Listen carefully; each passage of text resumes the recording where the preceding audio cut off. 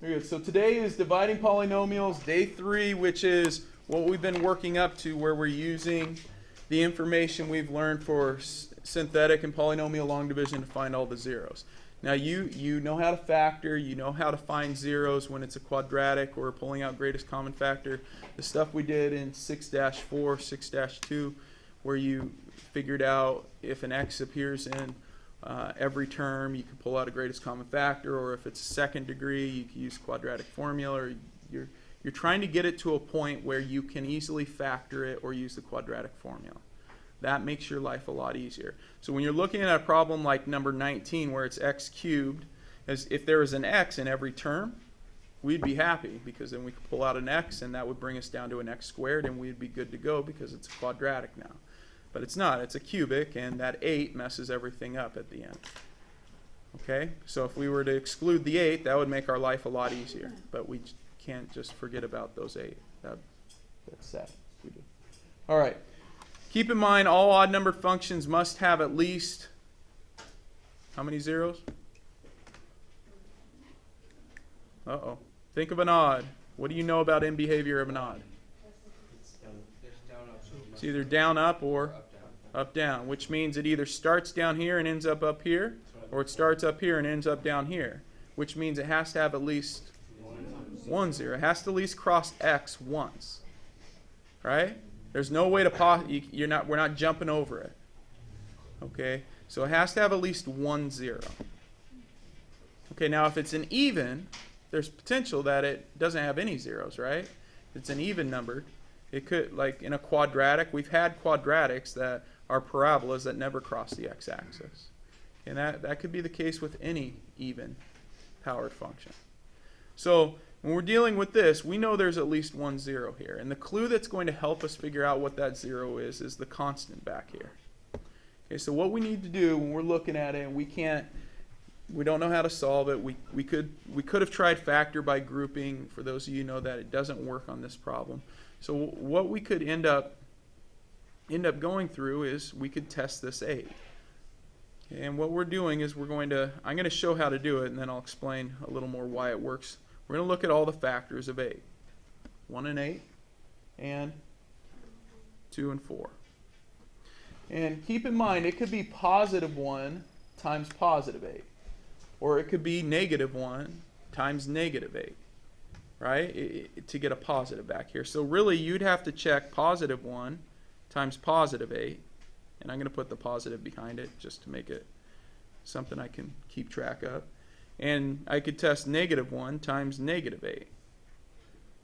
And I could put positive 4 times positive 2 and positive or negative 2 times negative 4. So really, I have 1, 2, 3, 4, 5, 6, 7, 8 options I should be testing. And the way we test that is we test this as an input. We say, okay, well, what if one of my zeros was 1? If one of my zeros was 1, it should give me an output of, what should my output be? 0. It should be 0. Right? If it's an x-intercept, let me just, a quick sketch here of a graph. If it's an x-intercept right here, that is when y is 0, or f of x is 0. So this has to be 0. So if I input positive 1 to x cubed, so I'm going to keep kind of a nice organized list here. If I'm inputting positive 1, okay, well, that's going to give me 0 equals 1 cubed minus 5 times 1 squared plus 2 times 1. Okay, so I've inputted 1. The question is, does it equal 0? Well, 1 cubed is 1. 1 squared is 1 times negative 5 is negative 5. And that is 2. Does that equal 0? No. They're not equal. That means positive 1 is not a solution. Wait, do you drop down the 8 or no? Oh, I forgot the 8. Yeah, I do drop down the 8. So is it a solution? No. Oh, good. Well, at least it's not a solution still. I forgot the 8. Glad you're checking me then. Okay? So it's really a guess and check point right now. And just so you know, like with positive 1 should be an easy one to check because really all you're doing is looking at the coefficients, right? I mean, 1 minus 5 plus 2 plus 8. If that is 0, then you know 1 goes into it. Okay, 1's the easiest one to check. We check negative 1.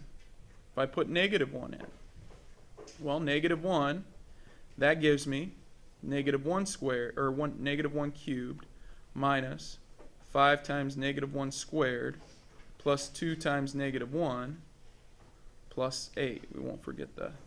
I'm going to draw a line there to show I'm starting another number. A negative 1 cubed, well, a negative cubed gives me a negative. Right, Rafi? Yeah, all right. And negative 1 squared is? Positive 1 times 5 is negative 5. And this is? Negative 2 and positive 8. Does that give me 0? Yes. Yeah, it does. All right, man. We found a winner. Score. That means negative 1 is a solution. Yeah? Wouldn't it be minus 8? Nope. It's plus 8. There's no X. Yeah, no X in it, right. Good. Negative 1's a winner. Hey, and the good news is if we find 1, 0, that means we now know if I write that as a solution, this is x plus 8. Right? It's not minus 8. Or excuse me, it's not x plus 8. It's x. That's completely wrong. It's x plus 1. I still had 8 on my mind there. It's x plus 1. Right? Because negative 1 makes that 0. That's a factor of this. That means x plus 1 goes into this evenly. How many are with me right now? Okay, the good news with that means if I multiply that by a, what type? A linear times a what makes a cubic? Quadratic. Something squared. And if I multiply by a quadratic, I know how to solve quadratics. So I can figure out what quadratic this is. How can I find what quadratic goes here if I'm multiplying by this to get this? Go ahead and tell your neighbor what you do there.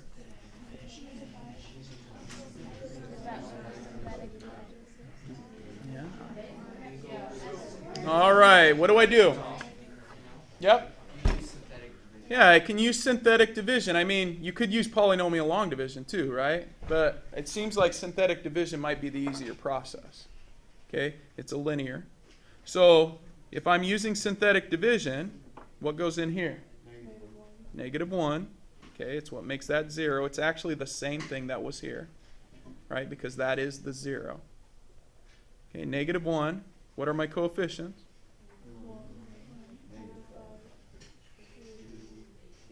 Good. Those are those numbers here. All right. We go through the process. 1, that's negative 1. Negative 6. That gives me 6. 8, and that gives me negative 8. Now, should you ever get a remainder right here? No, you better not. Tell your neighbor why you better never get a remainder here.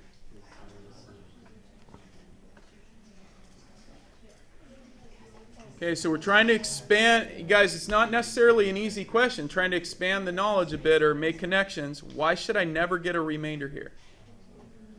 Yeah? Good, because we know this goes in evenly. We tested it right here. It's a 0. If we get a remainder, then we messed up on our math either here or here because it has to go in evenly. Okay? It's like us saying, hey, 2 goes into 10. We're like, yep, it does. And then you do the math and you find out you get a remainder of 3. You're like, what? How'd that work? Okay, you messed up somewhere. That's how it works. Okay? So what we've got is we've got x squared minus 6x plus 8. Now are we done? Nope. We now have a quadratic we have to deal with. Okay? And you can deal with this any way you want. You could use factoring, you could use completing the square, you could use the quadratic formula, but somehow you have to figure out what zeros you get out of that. Can we factor it? What is a factor to? Good. X minus 4 and x minus 2. 2. Which gives me a solution of 4 and 2. What was our other solution? Negative 1. That came from this piece. Okay, so we have now x equals negative 1, 2, and 4. We've now solved that. Now, that is a process. I will have someone in my fourth period that he may not ask, but he's asked before. Can I just use my calculator? Well, you could, and you might find the zeros depending upon how well it graphs. You won't know how to factor, which is a problem for you as you progress in math. But it becomes a survival skill. I would suggest you learn the material. Otherwise, pre-calculus and calculus gets more difficult, as well as Chapter 8 this year and the factoring we do in Chapter 9. Okay? So, there it is. You couldn't have done it another way right now. You don't have the process to do it another way. All right. Any questions? Dude, that's pretty fun. Oh, yeah. All right. Here's what we're going to do. You guys are going to try one on your own there.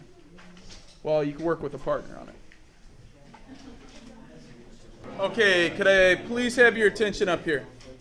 Hey, I don't expect that everyone's done, but I know this is a cubic, and it has to cross the x-axis once, so it has at least one real zero.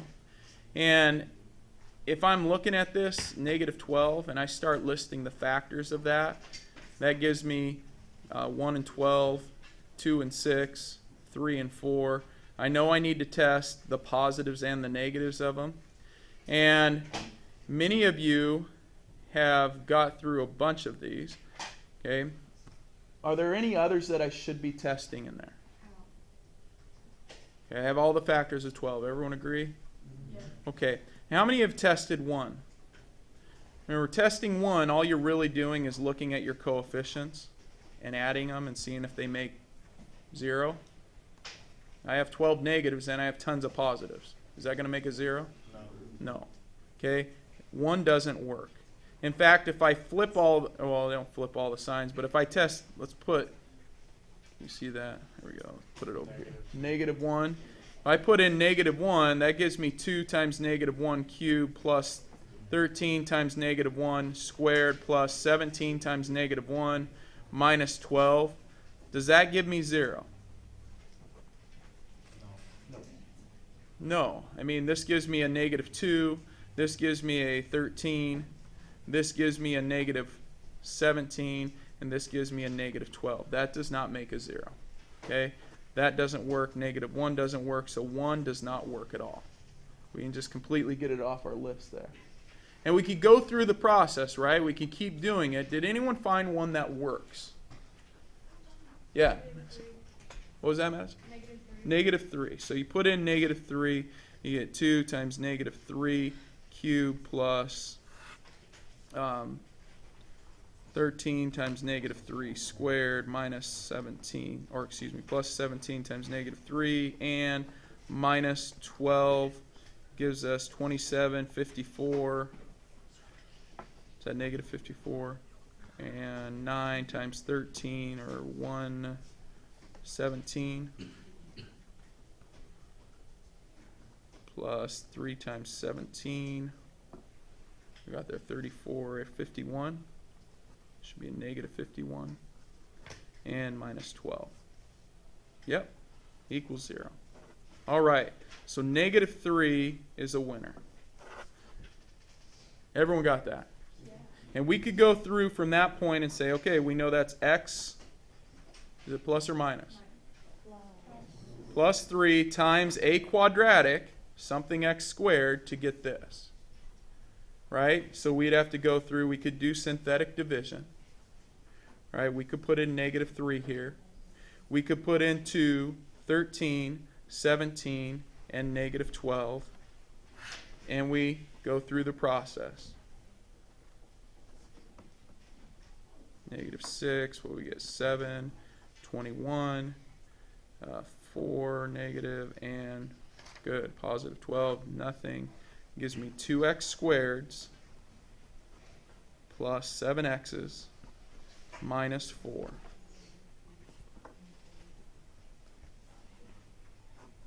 How many made it that far? To get at least that. Okay. Any questions up to there? Quite the process, right? And so from that point, we're now looking at factoring 2x squared plus 7x plus or minus 4.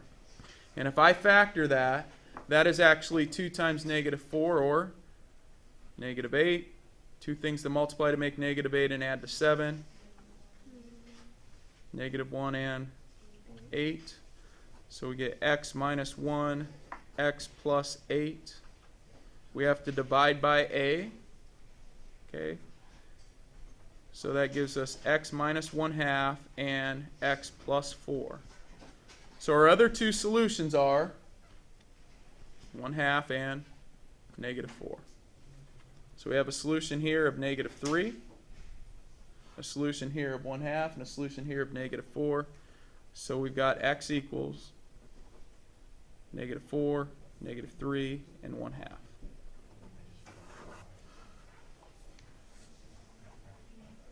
Okay.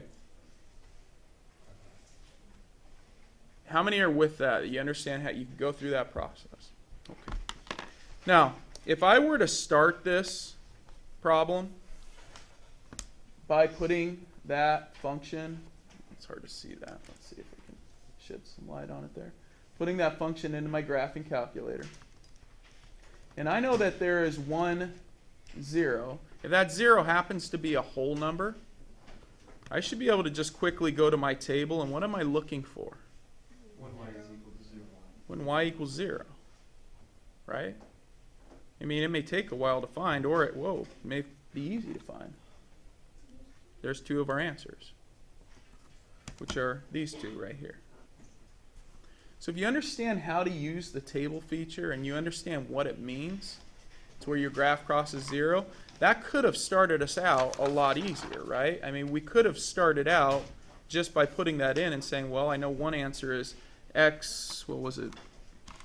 X plus 4 times x plus 3, right? Because the zeros were at negative 4 and negative 3. Well, how does that help us? Like if that's what we know, there has to be a third thing, right? How do we get the third thing?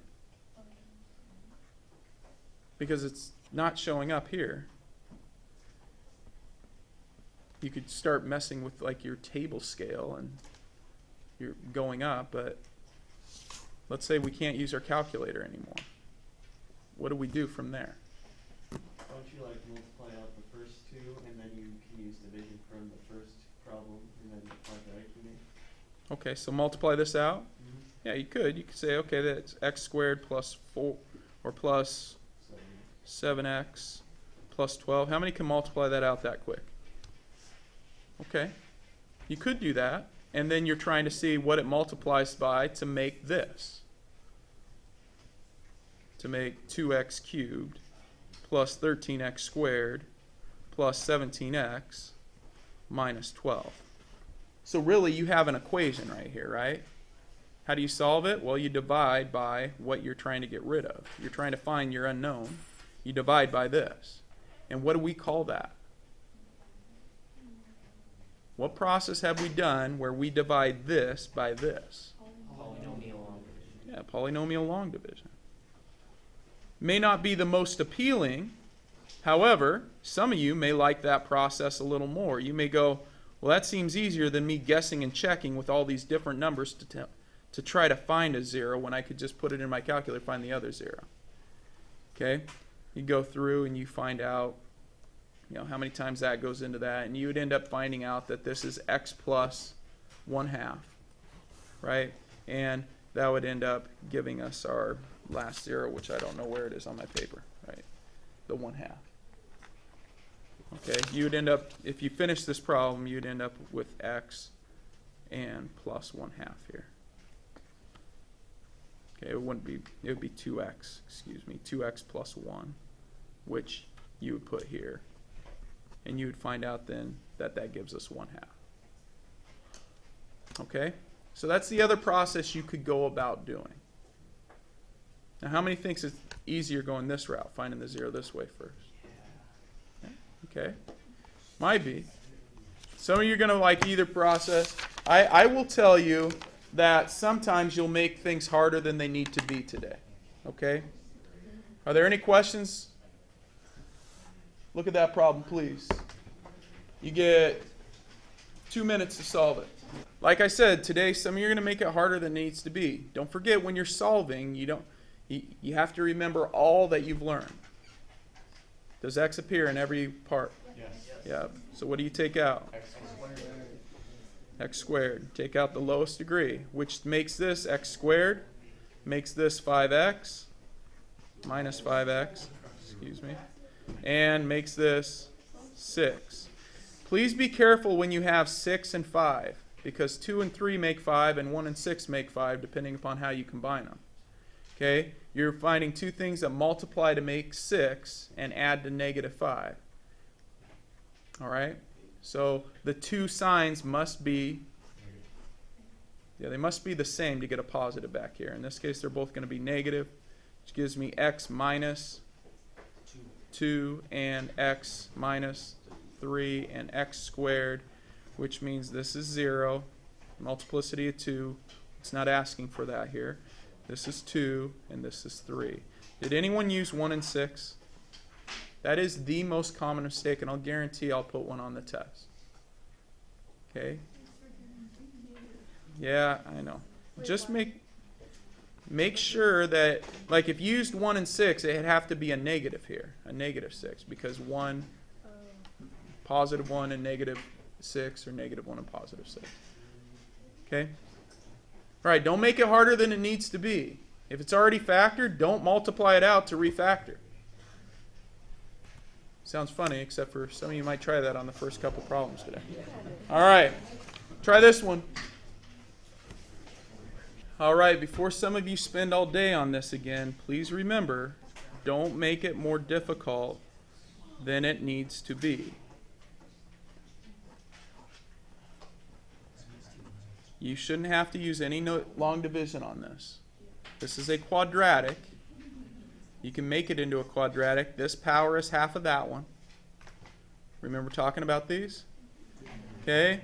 So now if you ignore what's in here and just say, okay, it's a quadratic. Two things that multiply to make 4 and add to negative 5. What are they?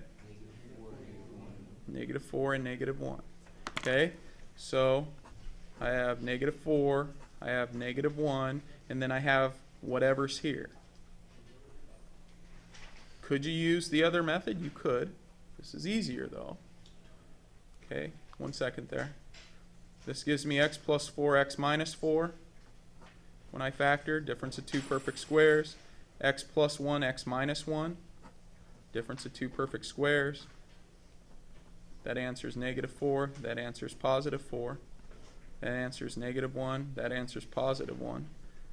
Okay, so my solutions are x equals plus minus 4 and plus minus 1.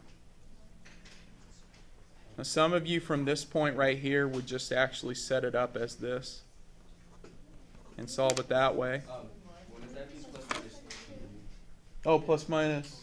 Oh yeah, 2. Thank you. Thank you for pointing that out.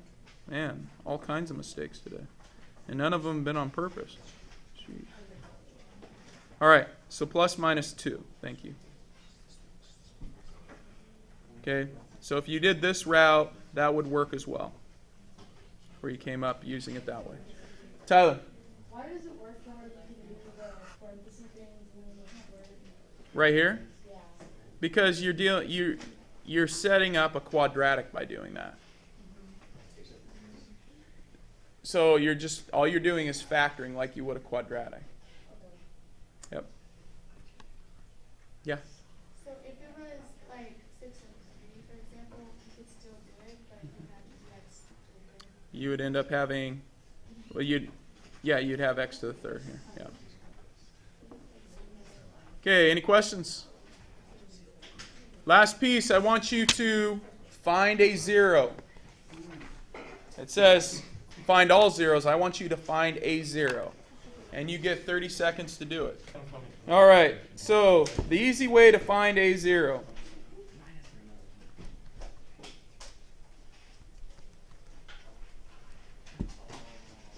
Where is it? It's right there. 3 is a 0. That's a little harder to see. Okay, that means one of my factors of this is x, what? Minus 3. If 3 is a solution, x minus 3 is a factor. So, if you wanted to find your other zeros, tell your neighbor how you would do that from there.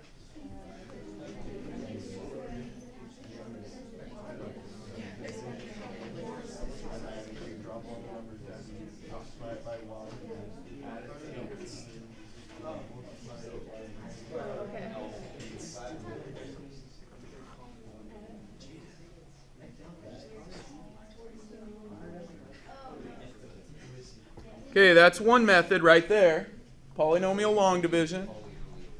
The other method is to use synthetic division. Don't forget the place value holder of 0.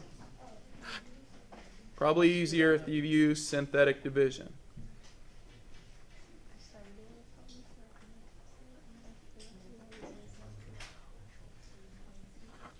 That gives me x squared minus 3x, or plus 3x, minus 9. Does that factor? Two things to multiply to make 9 and add to 3. Doesn't factor. Which means my solutions are irrational, which means you have to do what to find them? Quadratic formula. So everyone find the last two solutions of that, please. One solution's 3.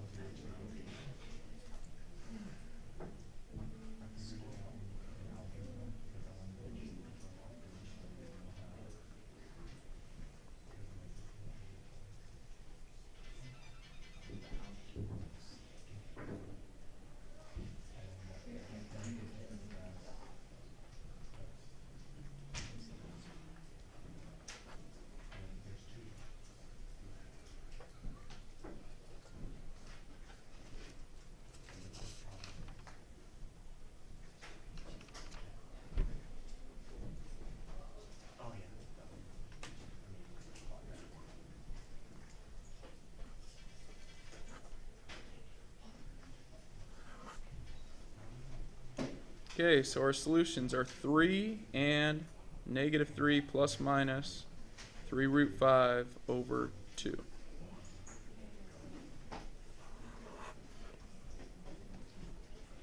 Okay, your assignment is right there. Mixed side, 25 through 36. Now, you'll notice on this assignment there are 8 problems circled. Why are 8 of them circled? Those are not optional. That's a good hope, though. The 4 that are not circled should be your easy problems. Okay? The 8 that are not circled will be, or that are circled, are a little more complex. Remember, Monday is a work day in here. However, you should work on this over the weekend. Okay? That way you know what you need help with. Okay?